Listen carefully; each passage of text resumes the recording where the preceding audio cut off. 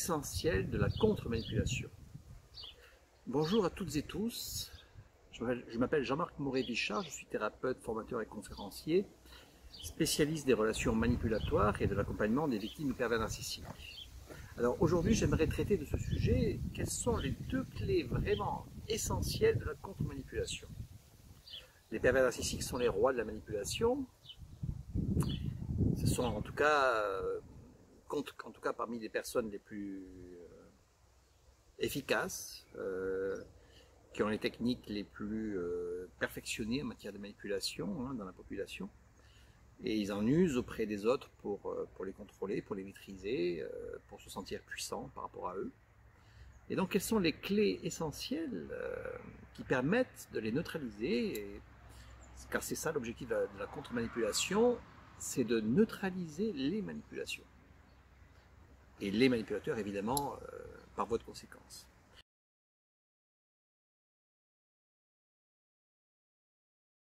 Alors, la première clé qui est fondamentale, qui est essentielle, c'est l'indifférence.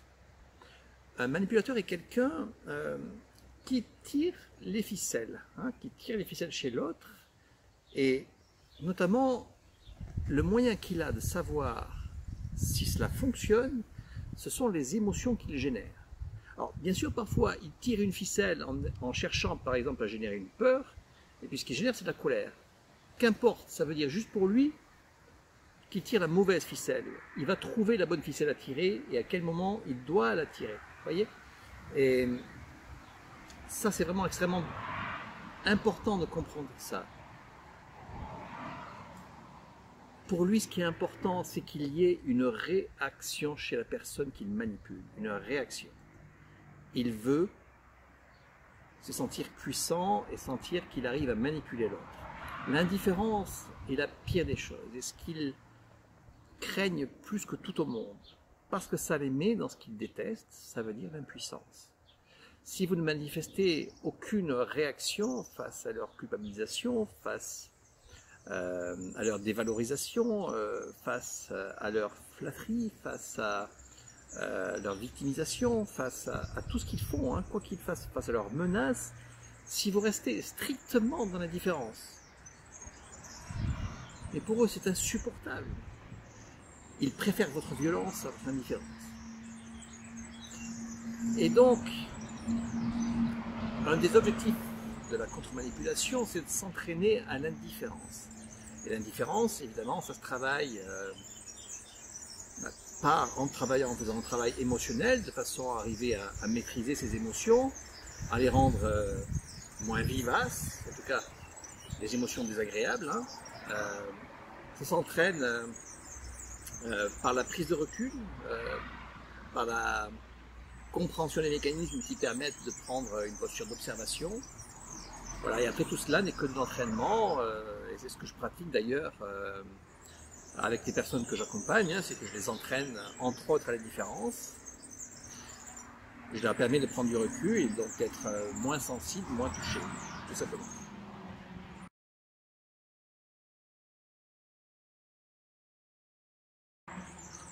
La deuxième clé qui est importante, c'est de montrer... La deuxième clé qui est importante, c'est de montrer au manipulateur qu'on voit qu'il manipule. C'est de lui montrer qu'on perçoit qu'il ne s'agit que d'un jeu et qu'on perçoit du coup qu'on sait qu'il ne dit pas la vérité, qu'on sait que tout ça n'est que manipulation, n'est qu'un jeu. On n'est plus dupe du jeu. C'est très désagréable pour lui, c'est très agréable, il a l'impression d'avoir affaire à quelqu'un qui comprend les règles, qui comprend le jeu, qui peut jouer à son tour. C'est quelque chose qui est très déstabilisant pour lui parce qu'il est habitué à avoir des gens qui ne comprennent pas qu'ils sont dans un jeu.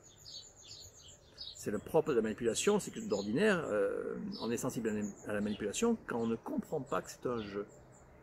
Mais quand vous comprenez que c'est un jeu, ça change tout. On peut se mettre à mieux jouer que l'autre. On peut se mettre aussi et surtout à ne plus vouloir jouer, à ne plus rentrer dans le jeu. Et donc c'est pour le manipulateur très embêtant parce qu'on peut lui montrer qu'on comprend ses intentions, hein, on comprend que derrière ce jeu-là, il y a des intentions, et donc on peut lui manifester qu'on comprend ça. Et évidemment, il se sent pris.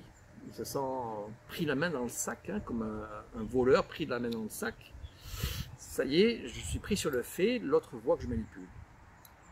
Bon voilà, ce sont les deux clés essentielles que je vous propose de développer, en tout cas, si vous voulez développer des mécanismes de neutralisation de la manipulation. Et j'espère que voilà, ces deux clés, déjà, ça vous permettra de mieux comprendre dans quelle voie vous dirigez pour neutraliser l'autre, le pervers. Et j'espère que cette vidéo vous aura été utile, qu'elle vous aura permis de mieux comprendre, et qu'elle vous servira. Et donc, si c'est le cas, merci de la liker pour en faire profiter d'autres, tout simplement. Et puis, si vous voulez, vous pouvez également vous abonner à ma chaîne pour bénéficier de mes vidéos suivantes. Voilà. En tout cas, bon courage et puis à bientôt. Au revoir.